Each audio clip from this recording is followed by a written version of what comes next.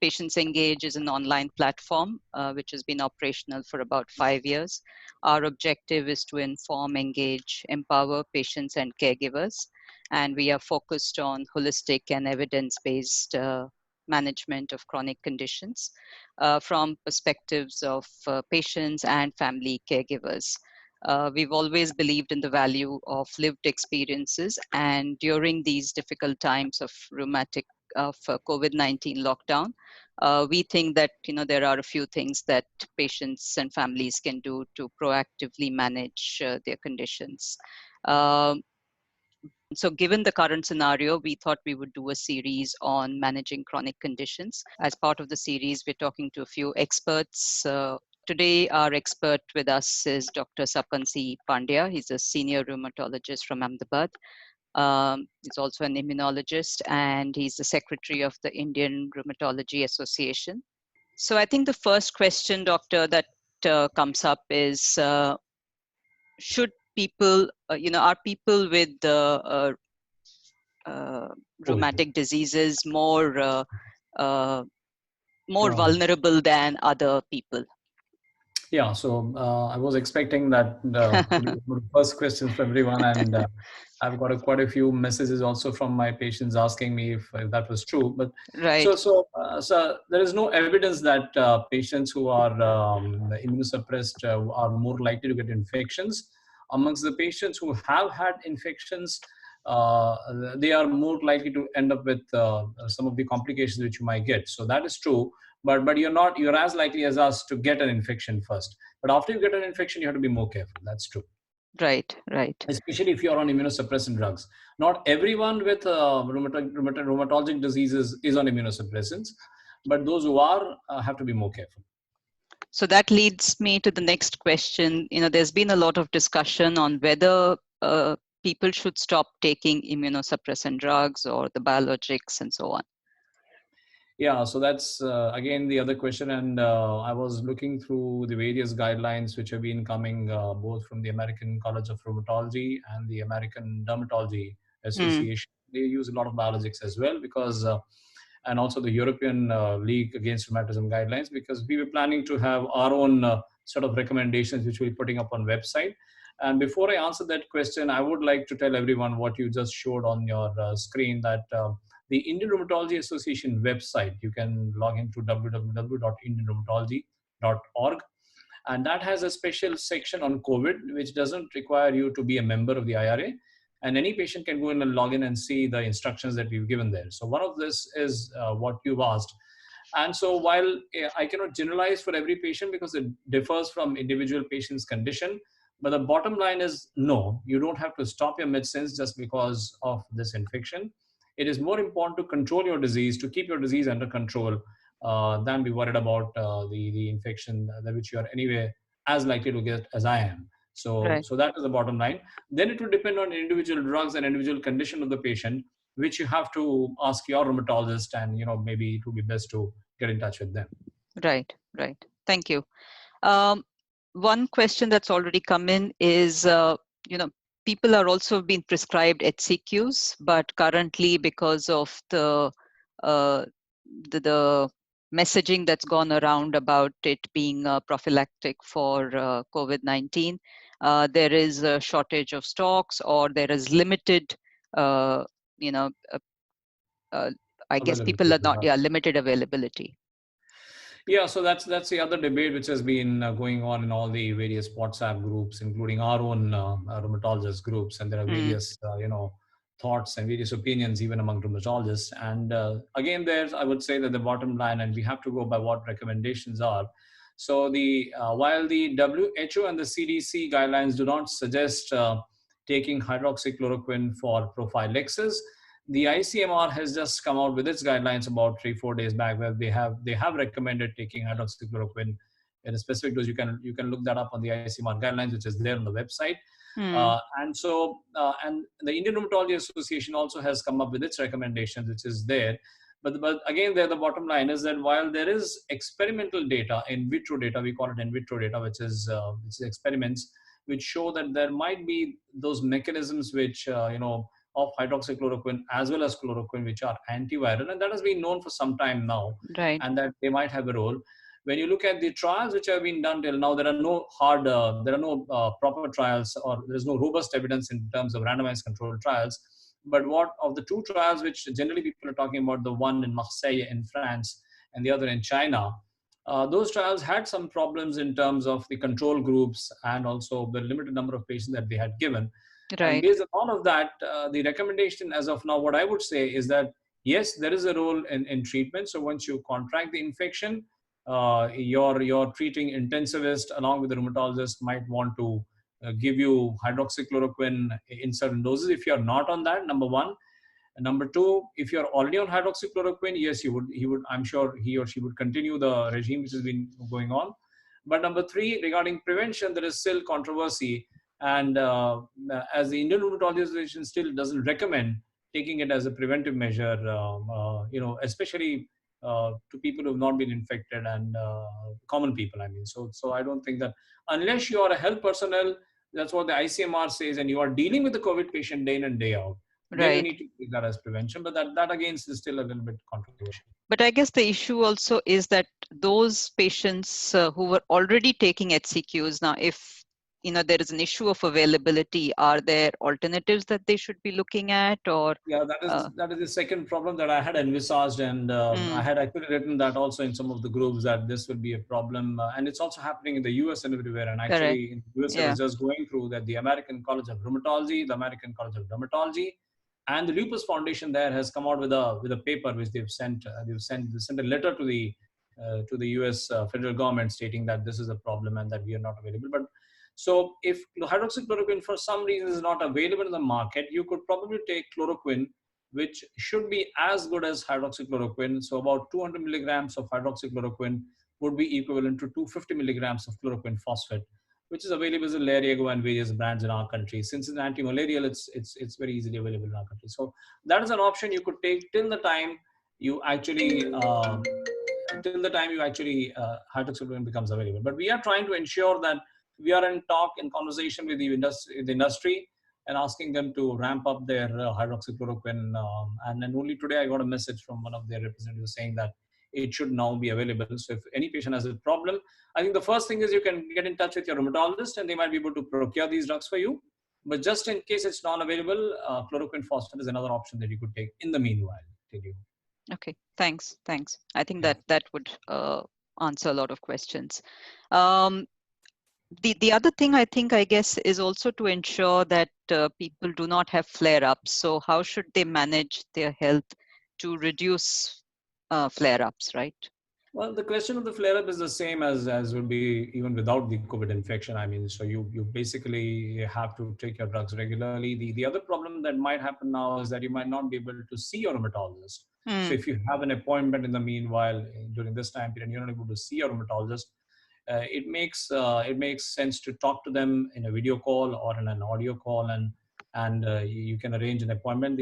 I was surprised to see, and I was actually impressed to see that the American College of Rheumatology has already come out with those kind of guidelines and asking their rheumatologists to arrange video appointments for their patients. So it can very well be done. There are studies which have shown that the video calls and the audio calls are actually as good as patient encounters physically. So you could be in touch with the rheumatologist, take the medicines regularly. In the meanwhile, if you're not able to get in touch with the rheumatologist, I would suggest continue the medicines, get the investigations done which have been asked for, which you know you do from time to time, and send those investigations to your rheumatologist. And you can always send it to, as I am giving the email at the end of the conversation, the Secretary of Rheumatology, and we should be able to take those things up. So I think the best to avoid the flare, continue your medicines, get in touch with the rheumatologist, get the investigations done which are you are supposed to get, and send them to your rheumatologist. And I think you should be fine. Just so I because of think, the infection, you're not going to get an increase in your right, in right. disease. Okay. Yeah. But I guess one other factor that could increase would be stress, right? So I think people need to manage their Yeah, stress better. de-stress is something that all of us need to do. I think Right. one of the best things to do would be to shut off your WhatsApp and your, just look at it once or twice a day, because the number of messages you see on the social networking sites are bound to increase your stress levels. But I think you can be rest assured that there have been these viral infections all the while. I mean, this is not something. I know that it's something which is that the infectivity rate is very high, and therefore you see Right. this. But it's been happening. We had the H1N1 epidemic before, and we had the MERS also in a while, and then we've had these kind of infections before. Right. Just with what you do with them, you have to be more careful here in the terms of personal hygiene, washing your hands regularly, using the sanitizers, avoiding fomites, not getting out of your homes if it's not necessary. I think we need to lock down for a while, and we should be fine. So there are no reasons for to be extra stressed for you than for me. So we are the same. That's what I would Right. say. Right. Um, I think one follow-up comment on that is a lot of rheumatologists are getting on video appointments, at least in big cities, but apparently in small cities, they're not giving phone/video appointments. Can IRA help in this regard? Certainly, I think the ACR president coming out with that video, I was thinking on those lines that it's time that the IRA also did something along those lines, and we will come out with certain numbers and certain where you could get in touch with your rheumatologist, which is the best thing. But if you can't for some reason, we will do that and help you out with getting those kind of appointments. I think that's very much possible, and that's the need of the hour. So we will do that. And we So, also have these state chapters. So right. we have the state chapter of Gujarat, for example, for the Indian Rheumatology Association. We have the Delhi Rheumatology Association, which is very active, one of the most active associations. So we'll get in touch with them also, and that should not be a problem. So in the meanwhile, you can write straight away to the Secretary Indian Rheumatology email, which I'll be giving you at the end of the Yeah. day. So that will Yeah. be taken We'll care of. share that at the end. Okay. Yeah. Thank you. Thank you so much. We've got one question. Are there any specific precautions or advice to patients diagnosed with bullous pemphigoid? Bullous pemphigoid is an autoimmune disease. It doesn't actually fall into rheumatologic disease, but it is Mm, an autoimmune disease. And with the same, if your patient is on, so rituximab is one of the drugs which people are using now for pemphigus or bullous pemphigoid. right. And if you're on those kind of immunosuppressants, again, it's the same thing. You just have to be as careful as anyone. Wash your hands regularly. Not travel outside if not necessary. Use masks if you go out, Mm, especially if you are in a place where you're likely to get infected, and the same things. But if you have a fever, and you think you're infected, it would be best to get in touch with a dermatologist and ask them if it's an infection, because one of the greatest problems in these things is whether it's an infection or it's a disease flare. So that is right. something your specialist will be able to help you there. Okay. Okay. Thanks. Um, you talked about washing hands, and I think it's the most recommended option. But somebody was telling us that they have psoriatic arthritis, and washing hands is extremely painful because it feels extremely cold on the hands. Um, and sanitizer is also similar. Is there any workaround, or they just have to stick to that? Well, that's an interesting question, something that has not crossed my mind. But even now that you say, even scleroderma patients are patients with another disease where they have fingertip ulcers, and some of Mm, them could be infected. And I think simple soap and water. You don't always need. You could use a bit of warm water if that helps you. mm, If it's cold water which is troubling you, and I know that and in cold psoriasis does flare, but that much of water should not harm you. You can use a little bit of warm water, lukewarm water, and use soap, and wash your hands for 20 seconds. You don't always need sanitizers for that. The same would hold true for us scleroderma patients as well. right. But Okay. but the most that's more important probably than what is the aerosol form which people are afraid of. You only get infected through the air if you have somebody coughing on you or sneezing on you. Correct. The virus doesn't stay in the air for a very long time, probably 2-3 hours. That's max. So contrary to what is the popular belief, the more likely form of infection is through your own hands when you touch your face. So the most important thing is to wash your hands and not touch your face and your nose and your eyes. If you just get out of that habit, Right. which would more, yeah, yeah. Right. Right.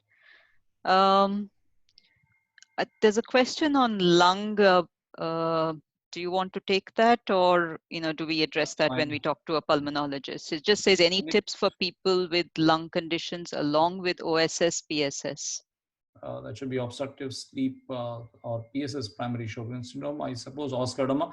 Well, so our patients do get interstitial lung disease. That is where Mm, we come in, and one thing that these studies, whatever data we have, has shown is that patients with interstitial lung disease or fibrosis or emphysema or lung conditions may be prone to get more complications of the disease. Again, as I said, as you are as likely to get infected as I am, but once you are infected, if you have interstitial lung disease and you are on immunosuppressants, which are very strong immunosuppressants, you are likely to get the complications of this virus. And so once you get infected, you have to get in touch with your doctor, and you may need an hospitalization if you start coughing out or bringing sputum. Again, you may be infected with the normal bacteria, which everyone does. So that's Right. something that your intensivist decides. But one thing I would say is that if you have lung disease and you have the slightest doubt that you are infected, you should, get yourself tested wherever you can. Right. And I guess the other thing is not just the personal precautions, but also the precautions that the family needs to take should also be high, right, for people with Yeah, rheumatic but diseases. that would again hold too when if the person is infected, because if it's not infected, it's the same thing anywhere. And if my wife were to get infected or my child to get infected, that's the Right. same for me. So I think it's again the same thing that if so the definition of immunosuppression is actually more than 20 milligrams of prednisolone for more than 2 weeks. You've been on that, or as a thiopurine or methotrexate or leflunomide. Sulfasalazine, hydroxychloroquine do not yet fall into immunosuppressants. They are called immunomodulators. So if you are on hydroxychloroquine, sulfasalazine, you can very well continue that. But if Right. you are on methotrexate or leflunomide or cyclophosphamide or azathioprine or mycophenolate mofetil or biologics, and you get infected, Right. then I think your rheumatologist would want to either reduce the dosage of those drugs or to stop them for a while. And that is when you have to take care from everyone else, including your family members, as much as from the crowd. So I think the same thing. Right. Right. Yeah. There are all these tips that go around on WhatsApp, especially on how to improve immunity. Do they apply equally to, uh, you know, Not really. There is no evidence that any kind of food or any kind of thing boosts up immunity. The only things we know is that exercising, yes, regularly. So you may want to exercise on your terrace if you have one. You may want to exercise on a balcony if you have one. And in places where you're still allowed to go for a run, I think most places in India are still in lockdown. They're not curfewed, so you could still probably go out, and it's just that you have to keep the social distance, but you could go alone, maybe not to a park, but on your road and just run or walk for a while. So exercise is something that definitely boosts up the immune system, and otherwise it's just taking healthy food. There's really nothing that boosts up your immunity in terms of any medicines or any other vitamins or those sort of things. Vitamin D is something you should keep adequate. So maybe sunlight exposure mm, wherever you can in your house, or taking vitamin D supplements if you don't have sufficient sunlight coming into your house. These are small things which might help keep your immunity at the level it is. right, right. One question that's come up, drinking warm water, is it really helpful for prevention? Because I have experienced warm water increases dryness. Well, again, that's that video which has been going around that you need to apply heat to your nasal apertures and your oral cavity, and that doing that 10 times Right, in 1 minute, or doing that right. will keep you. I'm not aware of any evidence regarding that. We are not sure. While we are hoping in India that the virus will not survive the temperatures that we've always complained of, ironically, and we are hoping that the heat will be able to. But as you know, in Singapore and places where there is quite some heat, the virus is still multiplying. And so there is no real evidence to show that the virus is going to be knocked out by heat. So I would not recommend that. If it's troubling you, certainly not. You can use the normal water that you're taking. Okay, okay. So yeah, if there's any questions, please ask. I think, let me just check if anybody has. Um, okay. Social events, I guess, are off limits, right? Just like for everyone else. Is there anything you'd like to say on that, Yeah, I doctor? think I think we all need to. That's what I was going to say. That we have there is this three kind of. Let me divide the subjects to three kinds. One is India as individuals. Mm, Number two is as patients, and number three is as health professionals. So as individuals, I think all of us are duty bound to try and stop the transmission. That is what we've seen in South Korea, places like South Korea and other places where they've actually locked down. And so when the government asks you to lock down, I think it does mean that you have to lock down. So number one is right. avoid any kind of unnecessary going out and as individuals, as responsible citizens for the country. Number two is, as patients, we've talked about almost everything, but the bottom line I would say is control your disease, because that's absolutely essential. Don't worry about the drugs. If you get an infection, yes, then you have to get in touch with rheumatologists and they might want to stop some of them, but not otherwise. And the last is as health professionals, because some of the health professionals also might be suffering from rheumatologic diseases and they might not all be rheumatologists. And Mm. if you're involved in the care of patients who are suffering from COVID, for some reason or the other, then it might be wise to bring down the immunosuppression level to as much as you can. And for that, again, you would need to get in touch with a rheumatologist. But avoiding social functions, trying not to get out of your home unless it's absolutely necessary, washing your hands, sanitizers, wearing masks, I think those are more important than. We don't have really any medicines which work for the COVID virus as of now. True, true. One question, I am SLE patient, got 2 miscarriages with complete heart block. Is there any treatment? Well, so I don't think that would be relevant to the COVID epidemic in No, particular. As probably of not. now, we don't know that the COVID for the pregnancy, it doesn't seem to affect the pregnancy. So there is this particular which has come out in the American College of Rheumatology website, that pregnancy is okay. You can continue Right. as normally you do. So it doesn't seem to affect the pregnancy outcome. But regarding your question, I think that would require a special. Yes, there are people have tried some medicines. Some of them have worked. Most of them haven't. Regarding your question, and you need to screen yourself with some antibodies before you plan the next conception. Is all I would say now, because that would need a specialist. Yeah, This no, that doesn't fit definitely the needs COVID thing. a consultation. Yeah. Yeah, yeah. I have developed digital ulcers on fingers recently. Is it because of regular hand wash? I'm a scleroderma patient. Well, even if it's because of regular hand wash, I would still recommend you continue hand washing as and when needed, because we will take care of the ulcers. Don't worry about that. There are drugs which we use. All you need is to ensure that more important is avoiding cold, because sometimes when you're in an air conditioned environment and you stay all the while Hmm. indoors and you don't go out at all, it's more likely the cold of that is affecting your blood supply to your digits than the cold water which you use only sparingly.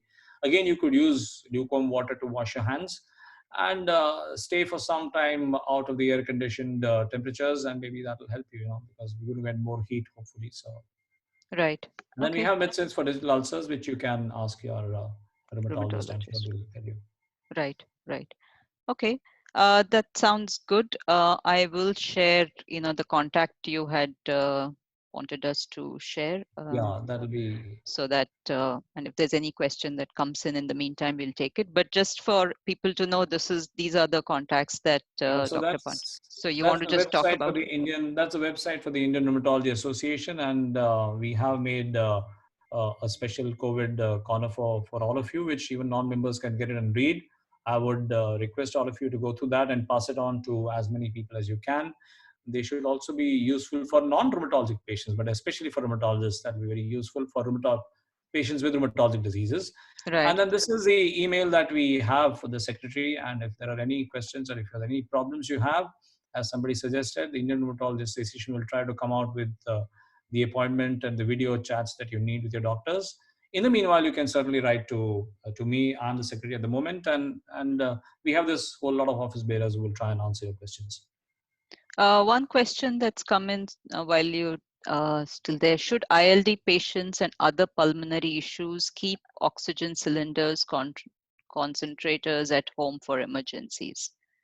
Not if you're not already on it. I would not say, because, as I said, the chances of getting infected is as good as me. And so but once you get infected and you land up, God forbid, you land up in an ICU, then you might need that, which the doctor, I'm sure, will help you get that, but not as a preventive measure. If you're not Right. on it, you don't need it now. No. Okay. And one more: shoulders pain a lot because of extra household work. Will it cause more problems in future for us? I don't think so. Shoulders are one joints which are not very prone to osteoarthritis, the degenerative disease that sets in. The knees are more prone to that. So if you are, all of us have been working at our houses, and so especially women, most of our patients are women. Mm. The knee osteoarthritis might cause a little problems. If the shoulders are causing problems, mostly because of unaccustomed kind of work that you are doing, you can do it slowly and you can do it periodically, giving intervals of rest. And I think it should only help build your shoulder muscles if there's not real pain. If it's paining, you can use paracetamol. That would be the best painkiller. If it's paining even more, you can use some of the NSAIDs or the coxibs, the common anti-inflammatories. There is no problem with that. There was one issue with ibuprofen which came in earlier, but that's been, the WHO has okayed that, so you can use that as well.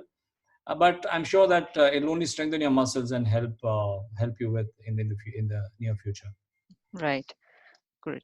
And I think we've also found that it's often posture related. So actually, we have a webinar coming up on posture while working from home later this week, and then managing neurological conditions. So we'll have a physiotherapist and a cognitive therapist tomorrow, managing kidney disease as well for patients with okay, sorry. And I'll just take that one more question that has come in, but I'll just finish this. And we also have a diabetes endocrinologist for diabetes.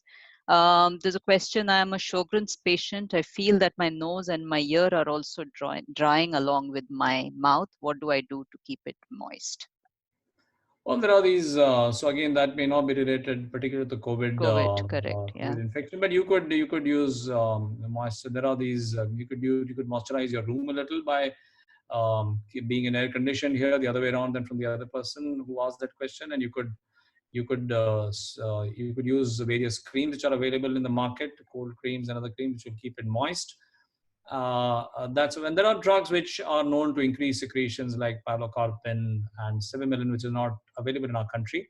I'm sure a rheumatologist will help you with prescription of those kind of drugs if you need. Okay.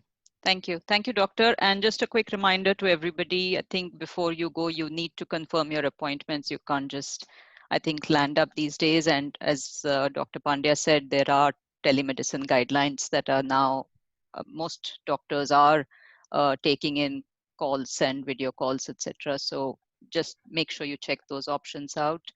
If you need to go anywhere, always carry your prescription. Some places are giving caregiver passes to, you know, persons with disability and for elderly. I saw I think Niti Aayog or whatever, the ministry came out yesterday with that. There are various volunteer groups and neighbors, etc., that are checking, and also spread the word to donate blood if you can. We are getting a lot of information that blood banks are depleting in many cities because of the voluntary blood donation camps not happening. Um, yeah, and I think stay safe, be responsible, um, and don't stress yourself. And thank you, doctor. I think you've had a very good Yeah. session, No, answered a thank you. lot of Thank you. questions. Thank you. Thank you, Aparna. I think this was very relevant, and I hope that it did um, uh, instill faith and strength in our patients when I tell them that they are as good as I or as bad as I to get infected from COVID. Don't worry about COVID. I think all of us together should be able to come out of this Right. uh, and stay safe and stay home. That's all I would say. Thank you. Yeah. Thank you all. Thank you. Thank you, Dr. Pandey.